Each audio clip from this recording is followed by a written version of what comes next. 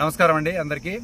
ఈరోజు పామిడి మండలంలోని గజరాంపల్లి విలేజ్ దగ్గరలో ఉన్నటువంటి నేషనల్ హైవేలో మన ఎలక్షన్ కోడ్ అమల్లో ఉన్నందున వెహికల్స్ చెక్ చేస్తూ ఉండగా మనకు ఒక 4 కంటైనర్లు వరుసగా రావడం జరిగింది.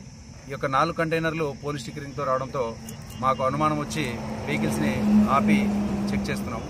చెక్ చేస్తున్న సందర్భంలో ఈ యొక్క ఒక్కొక్క వెహికల్లో 500 కోట్లు 4 వెహికల్స్ కలిపి సుమారుగా 2000 కోట్ల రూపాయలు అమౌంట్ని కేరళ కొచ్చి నుంచి హైదరాబాద్ తరలిస్తున్నట్టుగా మాకు ప్రాథమిక సమాచారం చేరింది. ఆ తర్వాత వీళ్ళ దగ్గర ఉన్నటువంటి సిబ్బంది దగ్గర ఉన్నటువంటి యొక్క డాక్యుమెంట్స్ అన్ని వెరిఫై చేసి మన ఎఫ్ఎస్టీ టీం భాస్కర్ ఇన్ఛార్జి గారు ఉన్నారు, ఎఫ్ఎస్టీ టీంకి ఇన్ఫామ్ చేశాము. అదేవిధంగా రిటర్నింగ్ ఆఫీసర్ శ్రీనివాస్ రెడ్డి సార్కి, అదేవిధంగా డిస్ట్రిక్ట్ కలెక్టర్ ఎస్పీ గారికి అందరికీ కూడా ఇన్ఫామ్ చేశాము. ఇన్ఫామ్ చేసిన తర్వాత ఇన్కమ్ ట్యాక్స్ డిపార్ట్మెంట్కి మోర్ దాన్ 10 lakhs ఉండడం వల్ల ఈ యొక్క అమౌంట్ని వాళ్ళ ద్వారా చెక్ చేయించి మనం పంపించాలనే ఉద్దేశంతో డిస్ట్రిక్ట్ ఇన్కమ్ ట్యాక్స్ డిపార్ట్మెంట్ వాళ్ళకి తెలియజేయడం జరిగింది.